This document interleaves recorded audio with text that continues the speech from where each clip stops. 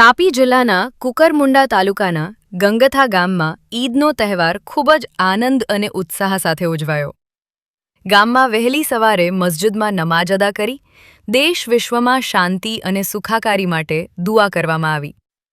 ગંગથા ગામમાં ઈદની ઉજવણી દરમિયાન મોટી સંખ્યામાં મુસ્લિમ ભાઈઓ મસ્જિદમાં એકત્રિત થયા હતા। નમાજ બાદ સૌએ એકબીજાને ઈદ મુબારક કહી શુભેચ્છાઓ પાઠવી હતી। બાળકો અને યુવાનોમાં ખાસ ઉત્સાહ જોવા મળ્યો હતો। લોકો પરંપરાગત વાનગીઓ બનાવી એકબીજાના ઘરે જઈ તહેવારની ખુશીઓ વહેંચતા નજર આવ્યા હતા।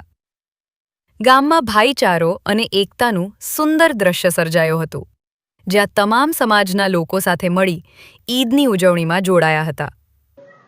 अस्सलामु अलैकुम वरहमतुल्लाहि वबरकातुह। मैं मौलाना मुंतसिर नूरानी मस्जिद गंथा के पेश इमाम साहब, आज रमज़ान मुबारक के 30 रोज़े पूरे करने के बाद अल्हम्दुलिल्लाह हम लोगों ने 250 आदमी के करीब जो है ईद उल फितर की नमाज अदा की। और इस ईद उल फितर की नमाज के ज़रिए से हमने और दुनिया के सारे मुसलमान ये पैगाम देना चाहते हैं कि हम इत्तिहाद और इत्तेफाक के पैकर हैं। हम इत्तिहाद और इत्तेफाक के साथ दुनिया में रहना चाहते हैं।